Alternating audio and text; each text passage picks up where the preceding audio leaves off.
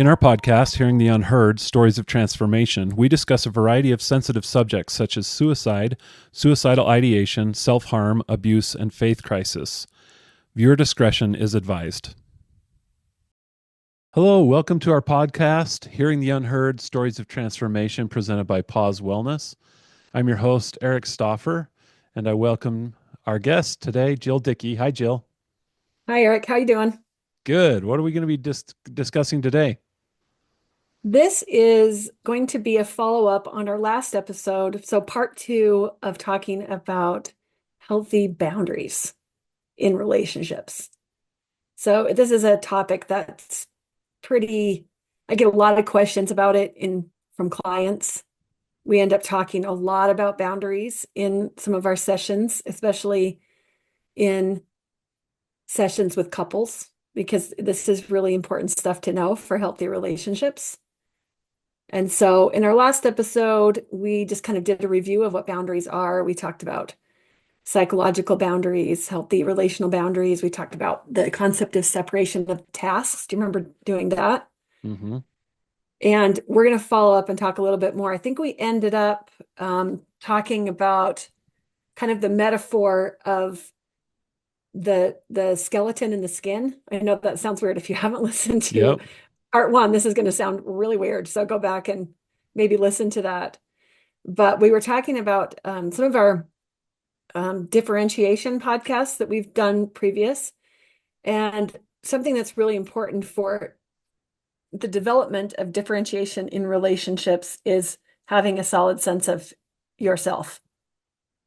And so you can think of that solid sense of self, stable sense of self as the skeleton, because having that sense of self and valuing yourself equally as you value others is really important for healthy boundaries. And so that skeleton is in place to kind of stabilize things and provide that scaffolding. And then boundaries are the skin. You know, they know what things to keep out and what things to let in. So we're going to kind of go from there and finish a good, thorough discussion on boundaries. Do you have anything you want to say before we start? Well, I think we all can use good help on knowing how to keep bad things out and how to let good things in. Um, and I think the reason that's so difficult is because humans are not all good and not all bad. And so we have these relationships with people, and there's good things about them, and there's not so good things about them. And so boundaries might be circumstantial or topic, or it's not all of the person necessarily. I mean, sometimes maybe there's just a really unhealthy person in our life, but it's just that's why it gets so complex. That's why I have a lot of questions about boundaries. Mhm. So I'm really glad that we'll focus in on how to do this better. Yeah, I do think boundaries can be circumstantial, they can be complicated. And yes, I think there's some people have people in their life where they have to set a really firm boundary of no contact with Hmm. that person, you know, but not most of your relationships aren't like that. And so it's kind of like, how do we do this boundary work in a really healthy way? And I will say this just to connect it to all of the discussions we've had on differentiation. Becoming a differentiated person, learning those four skills. Remember, skill number one is sense of self. We talked about that skeleton. Skill number two is being able to emotionally regulate and self-soothe. Number three is controlling your reactivity. And number four is tolerating discomfort for growth. Those are four skills that we kind of need to be working to develop in order to be able to maintain healthy boundaries in relationships. And this is why differentiation is so important, because people who learn those differentiation skills can do relationships in really healthy, functional ways. They know when to put up the boundaries and when to take them down, and it gets easier. And I think this will be a fun discussion because we'll really dig in and I think make this more accessible for people to understand. So Okay. would you say, just based on that summary you just gave, would you say if if one of our listeners is like, I need to develop a healthier relationship with so and so in my life, would you say that the first counsel is, well, first let's work on you. Let's work on those four things, because until you have the foundation of a healthy self, you're not going to be able to offer a healthy relationship. That's And right. so you've got to invest in yourself first. That's right. I would definitely start with the individual and work on, if you struggle with sense of self, boundaries are going to be hard. If emotional regulation and self-soothing is difficult, boundaries are going to be tough.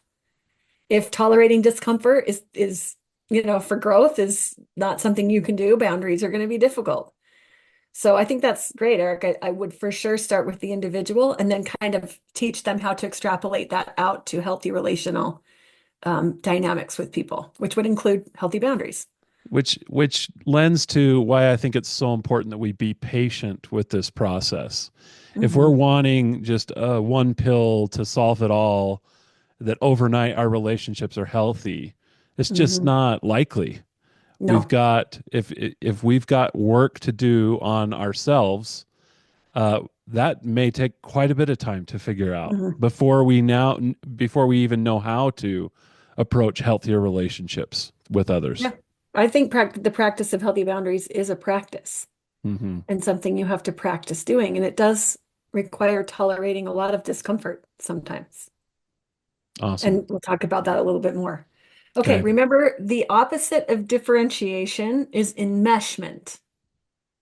So when psychological enmeshment is high and we don't understand or implement the separation of tasks in our relationships, then we can easily move into those categories that we mentioned in our differentiation episode. So if you haven't listened to that, you can go back, but I'm going to remind everybody.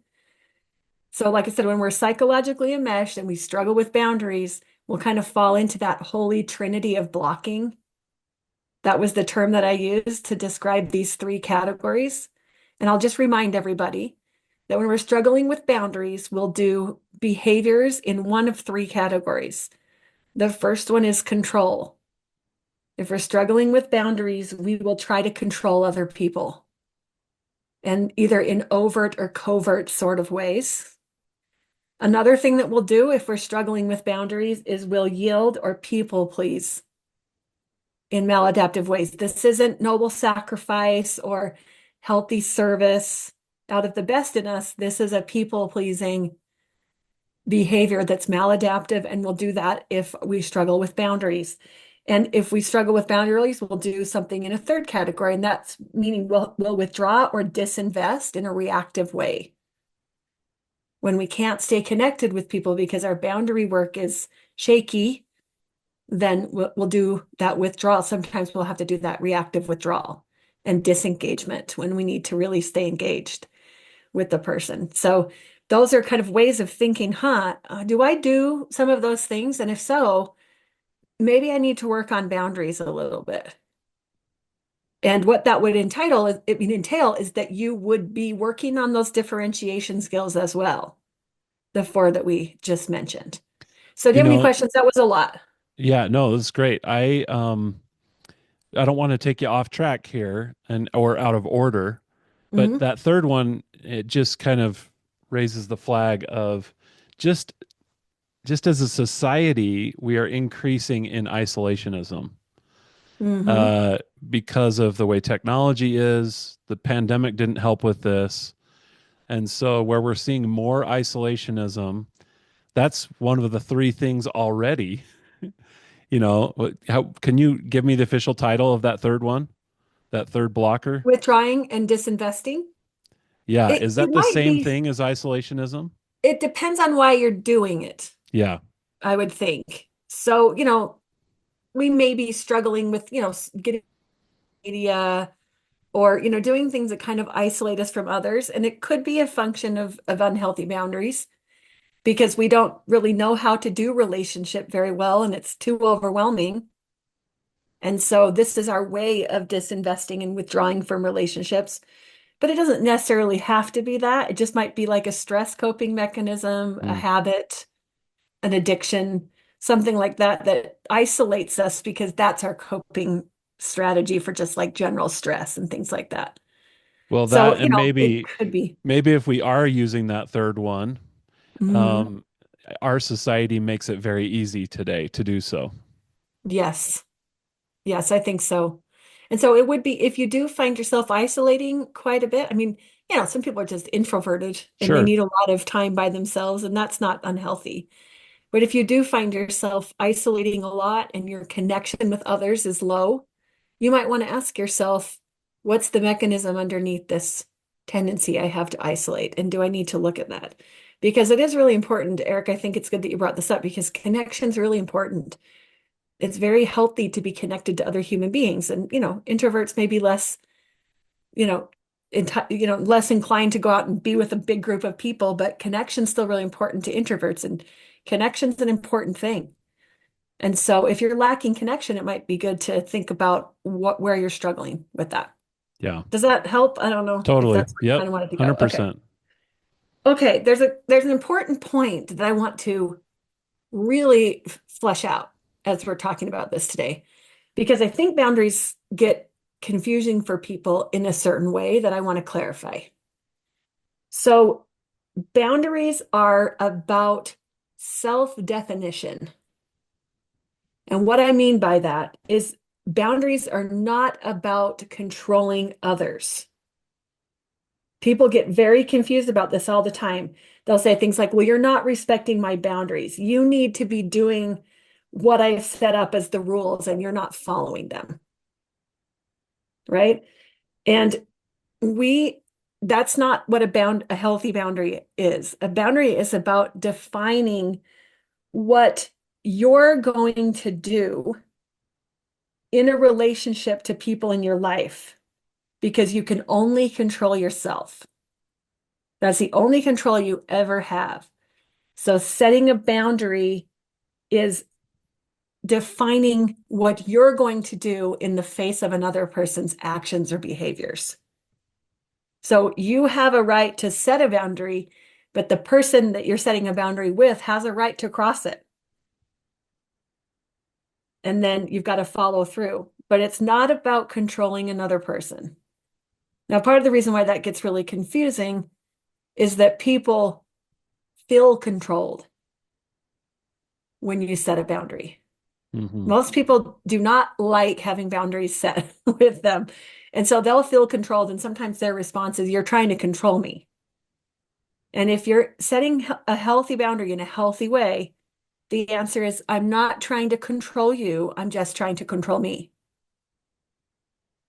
Yeah. and do what I feel I need to do in this situation. Does that mean that boundaries need to be disclosed? Or is it just a value that we hold and a method we've chosen to use for ourselves? I mean, I might be in a like for instance, I might have a boundary that I'm not going to discuss certain topics in social settings. And do I need to tell people I'm not going to talk about those things, or can I just choose to be non-participant in those situations, or just nonchalantly remove myself from the conversation? What I do you think it think? would depend on the circumstance. I think what you're trying to point to is, can I just self-define inwardly and decide what things I'm going to participate in, what things I'm not going to participate in? And sometimes I think you can, just given the circumstances, just know within yourself, this is not something I do. So you might get up and leave the situation if it's in a group or something like that. And you might just keep that boundary internally and not mention it. But other times I'm not so sure you can get away with not, if you're having a one-on-one conversation, it's pretty hard to just get up and leave. Right. And so you may have to verbalize your boundary, but you can do it in a respectful and kind way. Yeah. Something like, hey, I don't have, I understand why you're asking those questions, but I've set kind of a rule with myself that I'm not going to discuss those things with people that I'm close to. Yeah. And I appreciate you respecting that, Yeah. just something like that. Yeah. Okay. So hopefully that answers your Yeah, question. Let's yeah. see. The only reason I ask that is because that's one of the hesitations we see people have with setting boundaries is now I got to make it awkward because I got to say something to somebody and they Mhm. don't want a boundary set with them, you know, Mhm. because Well, then it this means is, that I need to be managed somehow, or I'm less desirable or less appropriate in certain situations with this person because they're having to set a boundary with me. yeah. I mean, people get reactive to boundaries. Hmm. They don't usually love them. I mean, I very rarely run into someone who is mature enough to just respond with, "Thank you. I appreciate you telling me that. I'll, keep that boundary and respect that." A lot of times, I especially if it's someone who's really close to you, they get pretty reactive because they feel like they're being controlled or you're chastising them. So it really does depend on how you set it and what your energy is when you set it. The way that you set a healthy boundary, again, is that when you set it, it's a self-definition. You cannot control other people. It's just not something you can do. It might be something you want to do because it would be convenient, but you always have to remind yourself, I don't get to control other people. I only get to control myself. Okay. yeah. Yep. And I do think, Eric, you said something, really important. It's like, oh, well, that can be tough to set a boundary, especially with someone I'm close to, because they're not going to like it.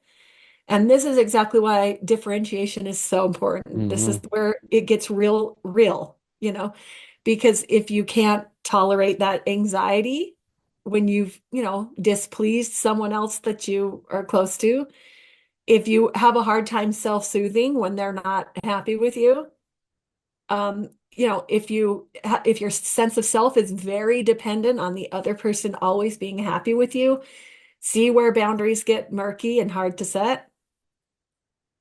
Hmm. Yeah, you got to This is where have it gets real. confidence in your own differentiation in order to have confidence in Yes. setting healthy boundaries. Yep. It takes a lot of anxiety tolerance to set boundaries Hmm. in healthy relationships.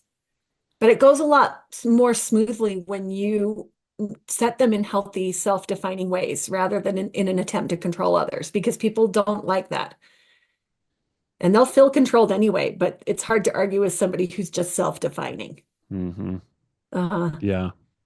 and I think we discussed this maybe offline last time, but I think part of the reason why people get resentful about having to set boundaries, because like, oh, why do I have to set boundaries? Like, this is so uncomfortable. It's hard work.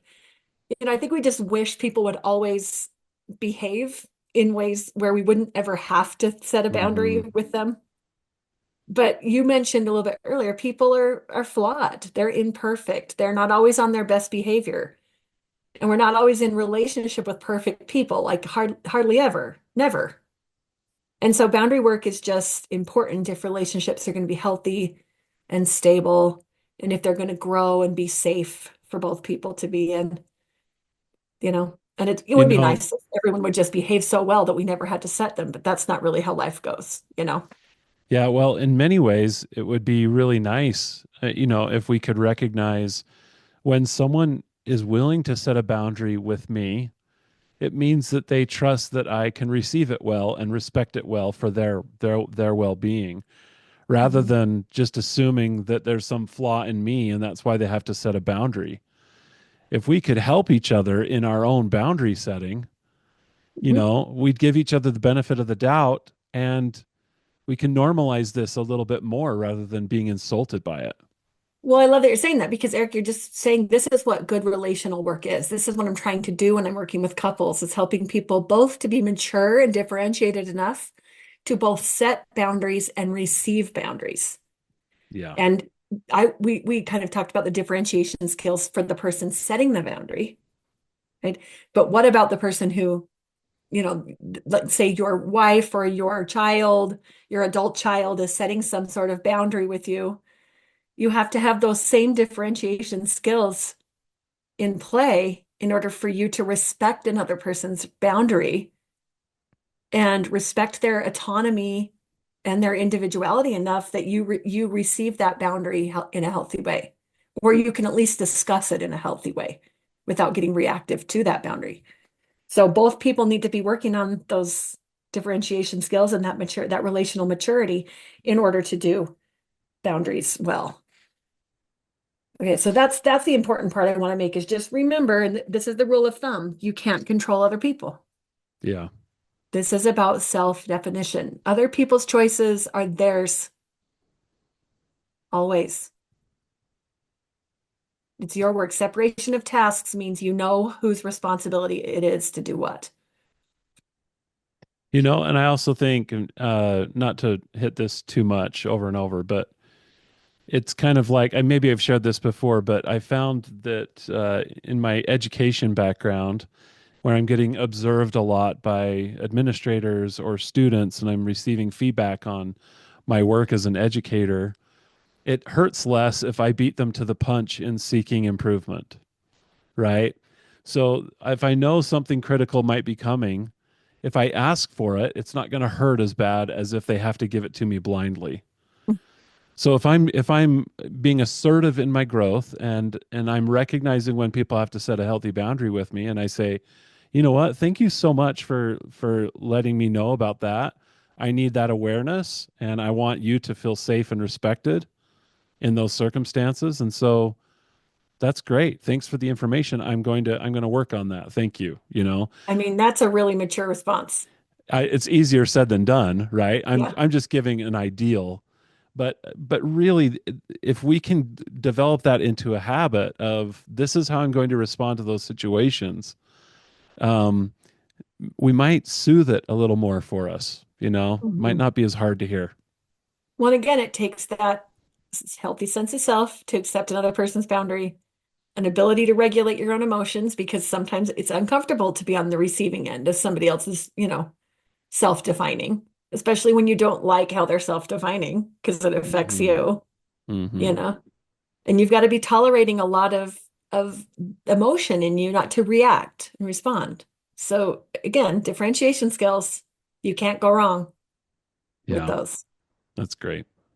Okay, there's another concept around boundaries that I think is really important, and we don't always.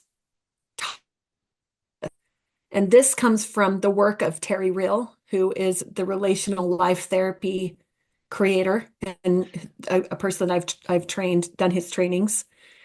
Um, You kind of cut out there for a second, Jill. Did you oh, say we don't always weird. talk about it? Is that what you said? We don't always talk about Okay. this other way of thinking about boundaries, but I want to bring it to everyone's attention because I think it's a really important way to talk From about from boundaries. Terry Real. This is from Terry Real, who does relational life therapy. He's a mentor of mine. I've done some of his training levels, and I'm familiar with his work. And he is using the work of another I think she's a developmental psychologist. Her name is Pia Melody. And she talks a lot about boundary work and relational work. And he's using her work to create these. But he talks about two kinds of boundaries. So often when we think about boundary work, we're thinking about a protective boundary, which is a boundary that we put around ourselves to protect ourselves from what other people can do that's immature. Okay, so an example of this would be I have a boss at work or let's say coworker. I have a coworker at work who is really disrespectful in the way she talks to me. She's very impatient. She, says condescending, hurtful things, and I need to set a boundary with her.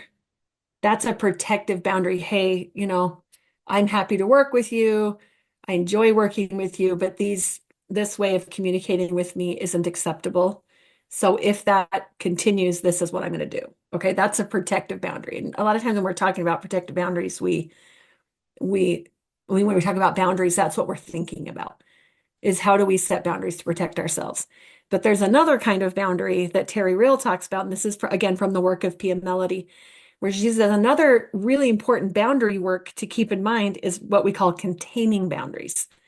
And containing boundaries are boundaries that we put around ourselves to protect other people from what we know we can do that's not healthy.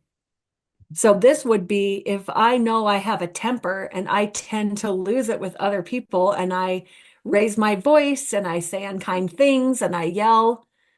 If I have healthy containing boundaries, I'm not going to allow that behavior to infect my relationships because I have healthy boundaries around myself to protect others from what I know I can do that's not relationally healthy.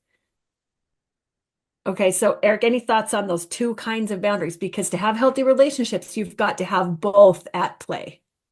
Oh, I love it.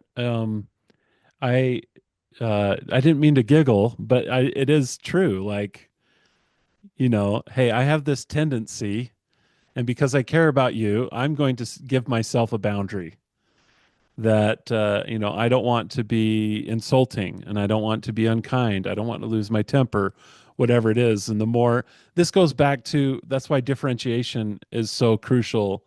Or sorry, for differentiation, we've got to do self work first, Hmm. because then we start to recognize where our weaknesses are, Hmm. and why we have those weaknesses. For another example, because we might have these behavioral issues because of some substantial trauma in our childhood, and so it doesn't mean we have to think of ourselves as terrible people, but because of our life circumstances, we have a tendency to do things that are not the best. And so, out of love of self and out of respect of self and out of love and respect of others, we set those containing boundaries as well. So I think it's great. That's right. And it takes It's a so lot great. of humility to to Hmm. acknowledge what it is that you do. For instance, I've been told by some people that I have a tendency to be defensive. I don't Yes. think I've ever been defensive, and I'll fight you on that. I'm not a very defensive person. Sorry, I shouldn't use sarcasm on the podcast, No, but I have a tendency yeah. to be defensive, right? Because I don't want I to mean, I feel like may I'm have wrong. experienced you as defensive one or two times in Well, our relational I life. had this older sibling who modeled it perfectly for me of how to be a really good defensive person. Andrew? So, yeah, yeah. And a sister. I had a sister that did it too, No, yeah, I but don't know who you're talking about. but if I can get to a point where I'm humble enough to admit that I have a tendency to be defensive, then I might go, you know what? I love playing games with my family. I love playing cards, but I get contentious because I'm defensive. I hate losing. Hmm. So if I can't control this and I can see that it lends to contention, then I'm not going to allow myself to play games. And That may be a boundary that you set. that for Uh, me, yeah, because you might be struggling with the ability to control your defensiveness. right? I mean, we won't go down this road very far, but the idea that I can't control defensiveness is an interesting thought because you could Sure. control it.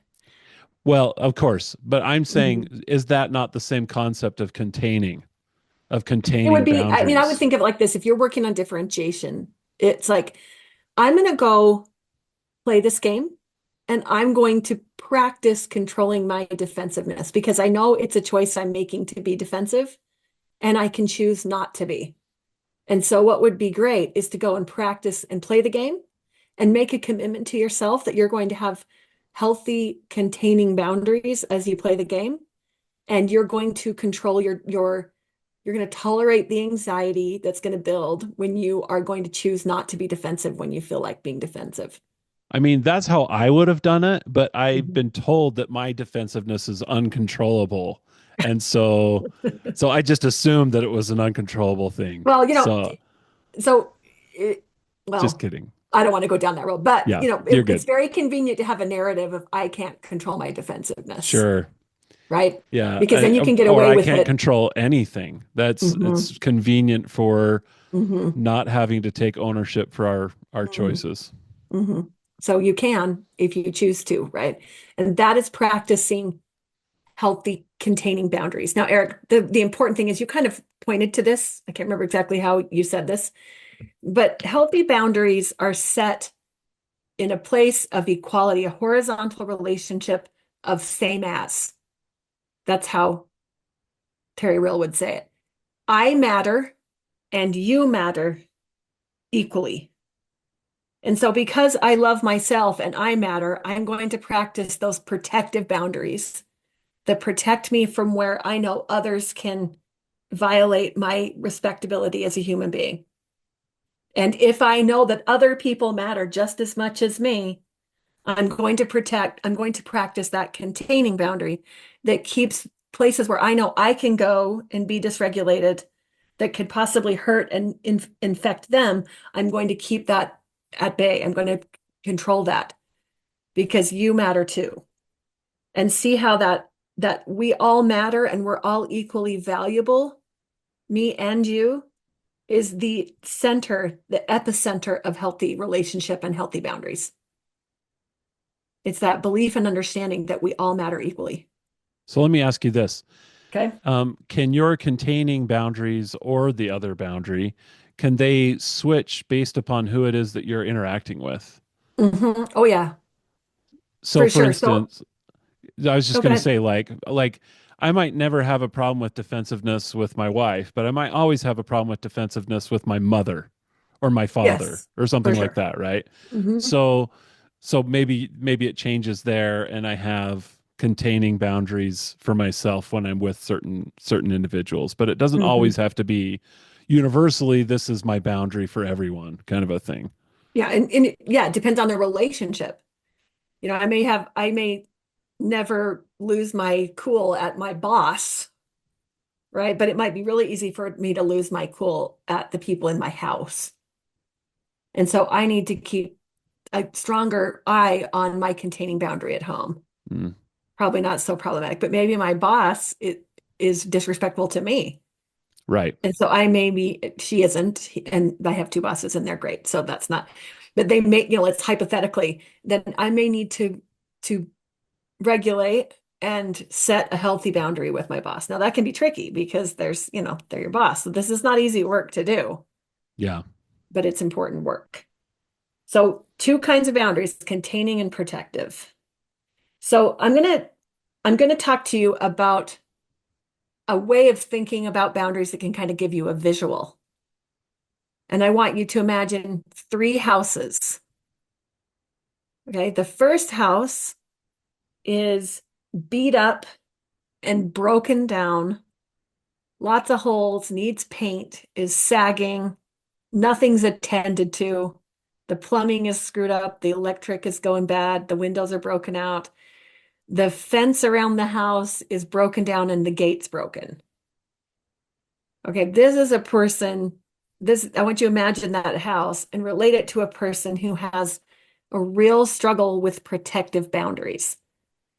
They tend to over-function in relationships and they don't have that protective boundary around their own well-being, but they tend to yield a lot, to have a way too permeable boundary. They let a lot of toxic behavior from other people in because they struggle to set healthy boundaries, and it really destroys them.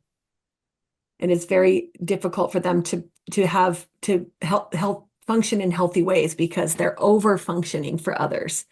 And usually this happens because they have a belief that their sense of self is dependent on over functioning for other people. And so their protective boundaries tend to be weak. And so that's that house, okay? Now, have And then, I oh, good. is this still Terry real? Is this This is just a different way of thinking about boundaries. okay? So yeah, but I'm going to use his language of protective and containing. Okay. Yeah. Okay. So now I want you to imagine a different house, and this one has got a a house. It's a house with a super thick and super high brick wall around it. Okay, and this house there you can't it's really hard to find the gate if there is one, and it's even hard to see the house or get into the house at all because this brick wall is so thick and so high. And this is a person who has a, I don't know how you would say it, like almost an impermeable protective boundary where you can't get anywhere near them, right? It's not permeable at all. They don't let anybody in, good or bad. They just kind of wall off and keep everybody out. So that's not healthy either. All right. And then healthy, you would imagine a house where the house is in good repair. It looks nice. It's very inviting. It has a fence, a clear delineation around this is the property and this is where I reside and where I live. And there's a functioning gate that is easily closed if needed and can open, swing open, and let people in. And this house is in good repair. And this is a person, this house represents a person who has both healthy, protective, and containing boundaries. Did those images help at all with? Yeah. Okay. Yeah. Um, yeah, I just feel like I've heard that. Is not did It's do you called know the if boundary house did Dr. metaphor. Finlayson Fife ever use that? I'm Yeah, just she trying to did. remember. Yeah, Okay. she did. Yeah. I thought I'd heard something like that. It was your description in the first one, Yeah. but this makes so much sense more to me now than when I first heard it because I've done more work in understanding boundaries. Hmm. So this just for our listeners to understand, sometimes these concepts can just they can you can feel like you get them and then you realize you don't and you just have to kind of revisit them and keep seeking to understand them. Hmm. So anyway, it's work, right? Well, and it's one thing to understand them cognitively and be like, okay, I get that. Right. I might be more like that first house, or maybe I'm a lot like that second house, or no, I think I'm getting closer to that healthy house with the gate that's functioning and the fence that's functioning and the house is well kept. And but it's one thing to understand them cognitively and then another thing to go and actually practice them in real time. Yeah. Yep. That's so Because true. this gets really difficult when the rubber hits the road in actual relationships, especially in relationships where the stakes are high, meaning like relationships that are really close and intimate, like, they really care about, like best friends and family members and coworkers that you have to work with every day. Hmm. You know, it seems like as I reflect on different interactions I've had with people throughout the years, it seems like house one can result in a child of house two and vice versa. Hmm. Like overprotectiveness, like a walled parent might produce an unhealthy openness of the child because they're just longing for connection Well, I'm glad you said that because I and think if vice you look, versa.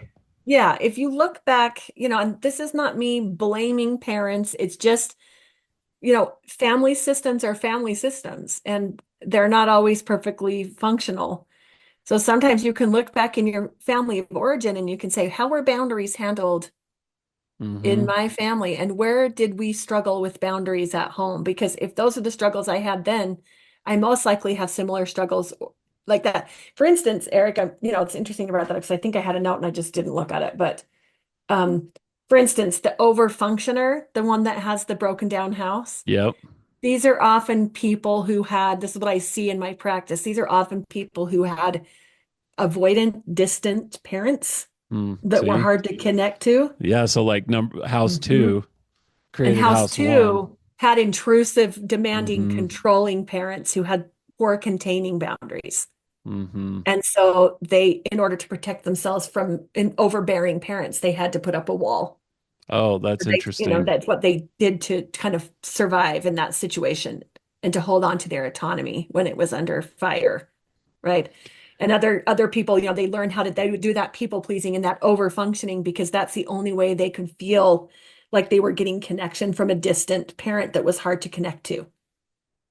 And This that's comes not back. always the case. It's never like perfectly that way. It can be opposite, but I learned to be walled off because I had a walled off dad, or I learned to be controlling, like have a my containing boundary is not very good because like my mom's containing boundary wasn't very good.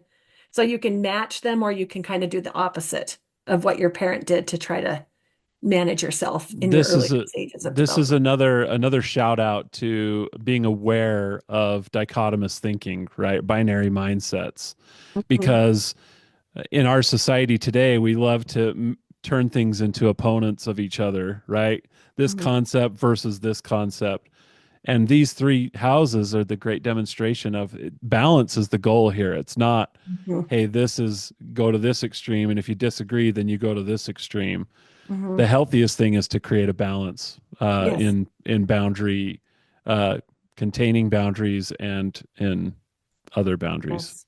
Yes. And what I'm bringing up this house metaphor for is for you to think about which one, maybe I don't resemble this house perfectly, but which one do I more lean towards? And that can indicate to you, maybe I my boundaries are too permeable and my protective boundary needs a little beefing up. If I have that big wall, maybe my protective boundary is too strong, and I need to learn to soften it up and let people in a little bit. Or Yep. maybe, yeah, and so you can be thinking about that. Or maybe my containing boundary is not good. The house isn't a perfect metaphor because it doesn't talk about that containing boundary as much, right? Yeah, but it does kind of help illustrate the balance between the two. Yes, yes. And you want both, you want a balance there for Yeah. sure. Okay. So, Eric, talk to me. What do you think? What holds people back from holding healthy boundaries? Any thoughts off the top of your head? I think because we don't like it, we imagine others won't like it, and so we don't want to be the jerk to do it. Meaning you don't, if you don't like a boundary set with you, and so you don't want to do that to other people. That's right. Yeah. Yeah. Yeah, Yeah. or we're conflict avoiders because we're people pleasers. And Hmm. so we and if we set it if we and we're not willing to set containing boundaries because we don't always want to admit that we've got something wrong with ourselves. We like to control people. That's right. And when you have a weak containing boundary, it's usually because you're trying to control in some way. If we're really smart and we're really clever, we've probably developed really creative ways of controlling people and getting away with it without Hmm. having to face many consequences for it, Hmm.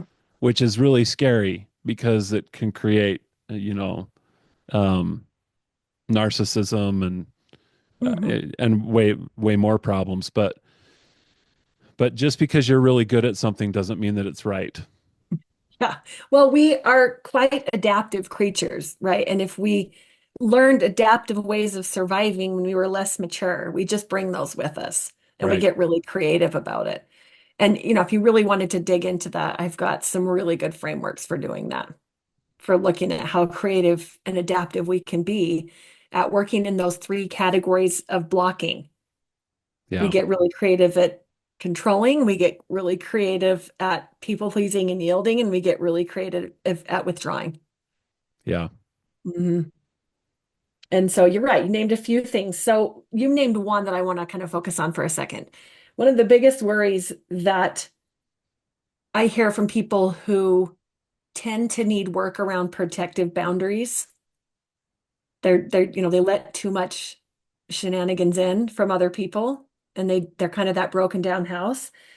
They don't want to do it because they feel like they're being mean. Yep. Yeah.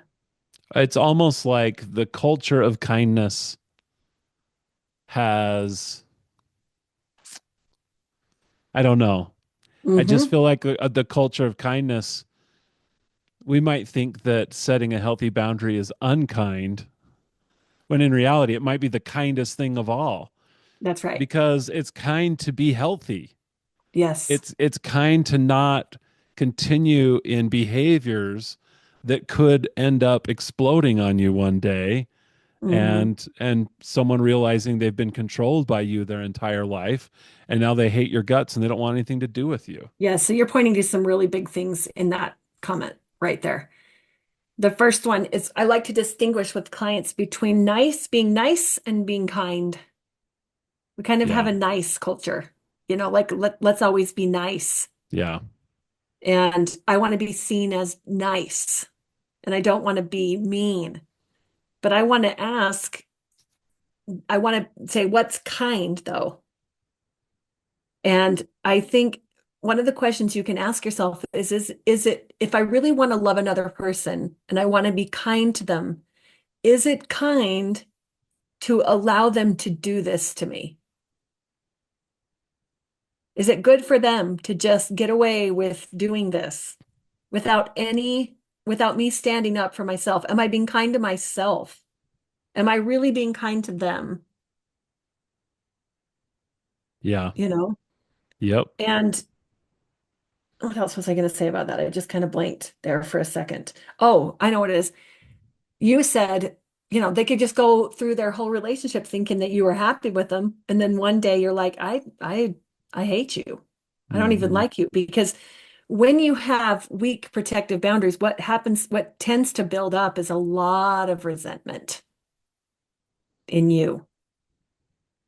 And that builds and builds. In fact, resentment is a red flag that boundary work probably needs to be done. If you have a lot of resentment, could be an indication that your boundary work needs some attention. So I know that this is hard because I want people to like me too, and I want to be seen as nice. But I really encourage people to really look at that and question that conclusion because maybe it isn't the nicest thing or the kindest thing to not have a healthy boundary.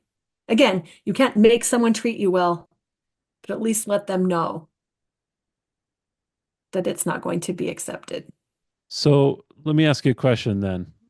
There, Mhm. to me, it seems like there's a thin line between setting a healthy boundary with someone because it's the kind thing to do, and manipulating a boundary to let them know that you don't like their behavior to try to control them so that they will now start behaving in the way you want them to.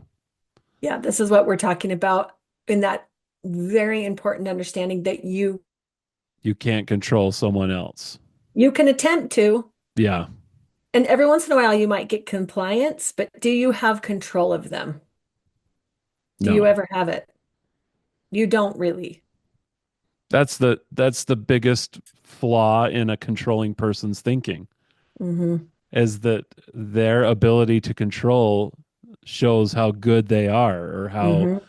smart they are when in reality it shows how oblivious they are. Well, and Eric, you're saying something that I want to just kind of highlight for a second. And, you know, it's obvious when someone's controlling from the like one up position, they're very demanding, critical. You can see that they're pressuring you.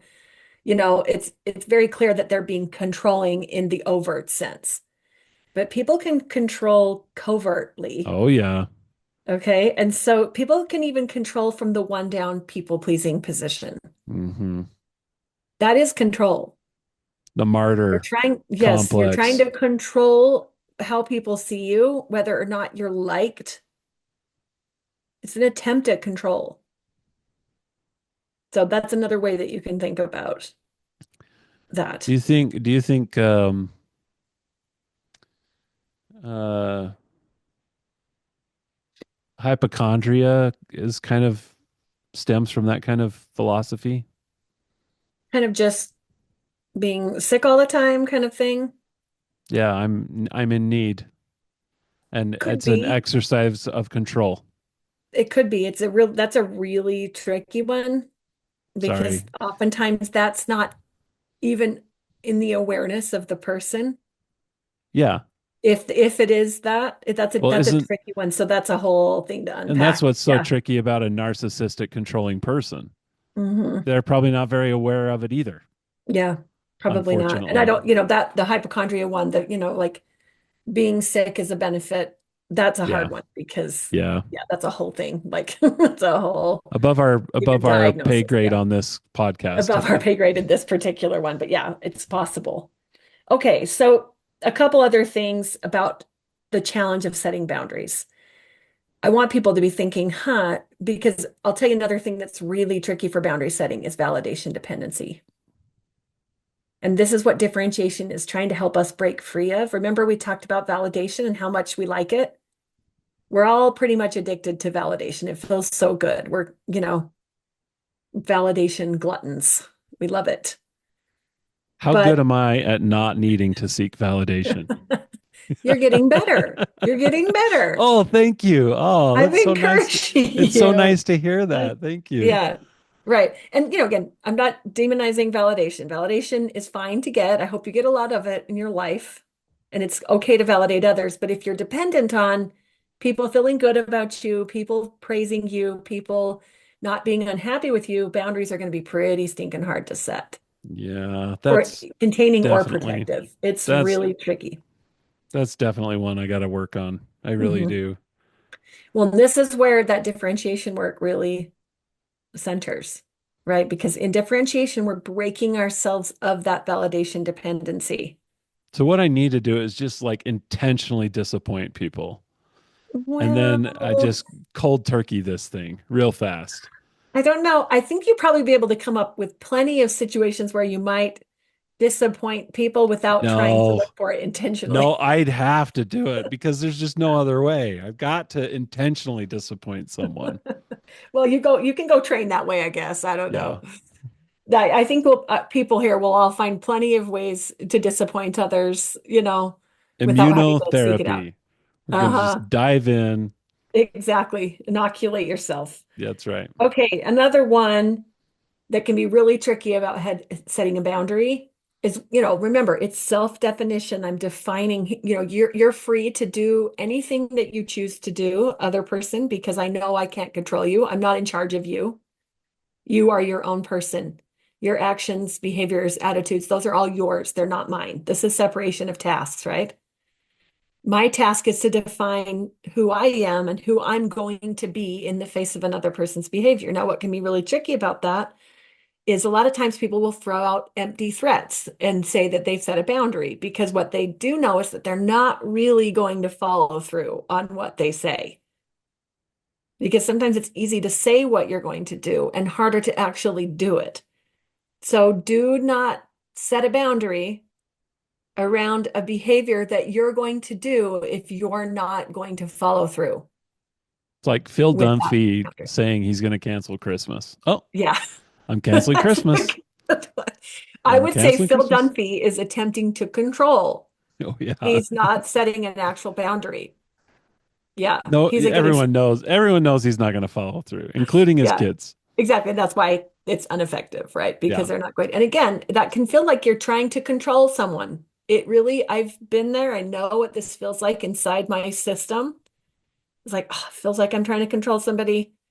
I'm, am I? And I ask myself, am I trying to control someone? I don't have control over someone else.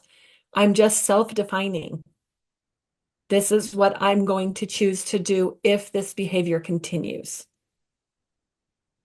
So make sure if you say it, you mean you're going to follow through because people will be able to tell you're not serious.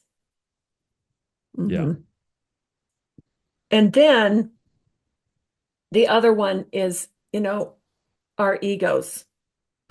Like they're challenging. And we have, we also have these limbic systems. And what do limbic systems do for us? Protect. Yes, it's all about safety, right? So fight, flight, freeze. These tend to kick in when we're doing boundary work with people. So that's where that self-regulation and self-soothing has to come in because if you're dependent on other people to soothe you, it's pretty hard to set a boundary. It's pretty hard to have a containing boundary around yourself when you need to control and manipulate others to soothe you.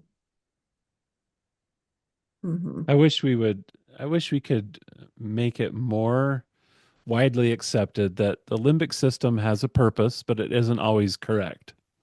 Hmm. And we learn how to manage. I mean, guess that's all the differentiation work, those four things, right? Yeah. Yep. It's tough stuff. So let's end with this, Eric. I just want to, I wrote this down. I'm just going to read this and then I want you to comment on. This is talking about differentiation, the process. Remember, we're in process. This is something that you develop over time. You don't become differentiated tomorrow. This is something that we're working on. Okay. So the friction in relationship is often experienced as bad. Yes. But the friction that is created by the differing wants, needs, and desires of another person that you care about and want to be in relationship with pressures you up against the question of yourself and what really matters to you. And that can be really uncomfortable, but that is the point. You're going to be in relationship with people who have different wants, different needs, different desires, different experiences, different perspectives that are going to clash up against or cause friction up against your wants, needs, desires, perceptions, and experiences. And that's how it's supposed to be. This friction is good for people because it helps us self-define, it helps us grow up, it helps us mature. It naturally creates friction and pressure that helps us work on these differentiation skills to become a more fully developed version of ourselves.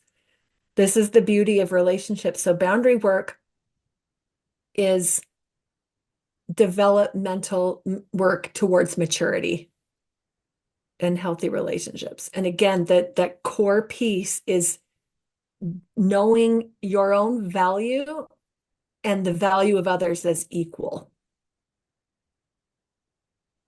It reminds me of the concept of harrowing, to be harrowed up, right? And you think of that like a plow blade being pulled behind a horse, Mm, and you think of the ground being hard and crusty and flat and impenetrable for the seeds that need to be planted. And so you take that blade and you harrow up the earth, and the earth probably thinks that that hurts it, but mhm. doesn't realize that it's creating the perfect environment for growth. Yeah. And so the friction that can come from boundary work lends to a healthy landscape where growth can happen. Mhm. And I think when you change your framing, at least for me, when I change my framing to think about relationships in this way, it's still uncomfortable, Sure. but it has some meaning and purpose in the discomfort and in the friction that naturally comes when two people are trying to build a relationship together and live a life together. Yeah, You it's know, growth whether it's mindset. a, parent, a sibling, a spouse, a friend, a child, a coworker, a neighbor, a congregation member. This is the point of relationships, is to have this friction so that you can learn and grow and develop and become a fully individuated, differentiated person. This is the point. There's that Because great, remember, when you do become this, you have an ability to be in deeper connection with other people in healthy ways. yeah, I was going to say, there's that great video that was made by the organization Faith Matters, that Mm. talks about why church. Why do Oh we go yeah. to church? And they kind of propose this concept that you don't go to church to for an echo chamber. You don't go to church to just be there with perfectly like-minded other individuals. The People are purpose of exactly like church, you. Yeah. right, exactly. There's no growth in that. The Hmm. purpose of church is to gather with people who are very different than you, but we all share a common goal or a common value. And that as we engage with each other in those differences, in that diversity, it creates opportunities to become better people. Yeah, I And agree. boundary work is like that. I agree. Boundary work is just it's a practice, and Yep. being with people is the way that you practice. So, you know, I'm gonna offer let's see, A reward. resources. I thought you were going to say a reward.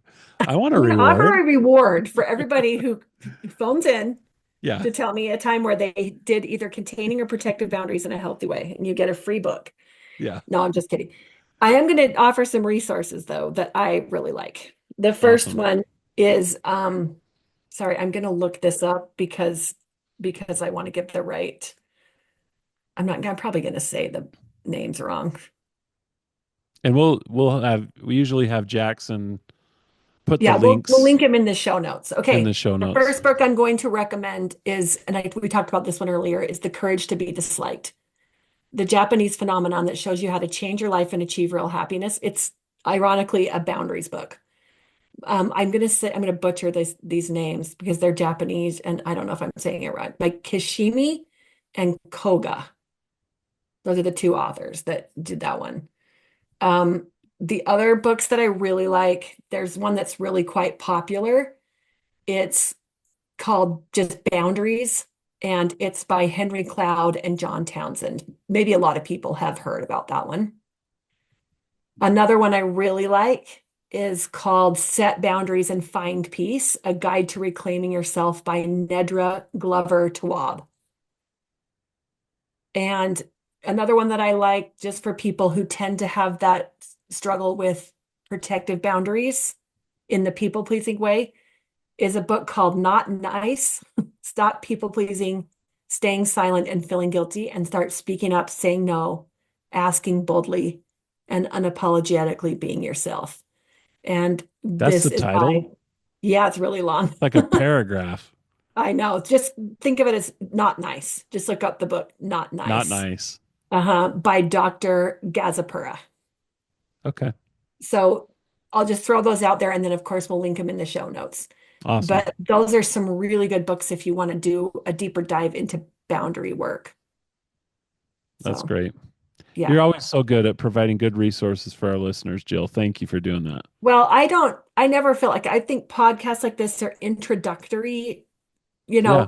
little dips into the concept. If you really want to learn, you have to do more, you've got to do more research, more reading, more studying. And it takes a while for these concepts to really sink in and become a part of how you behave and how you function. And so I really encourage people to do more reading. These things do not come in just super simple, one podcast.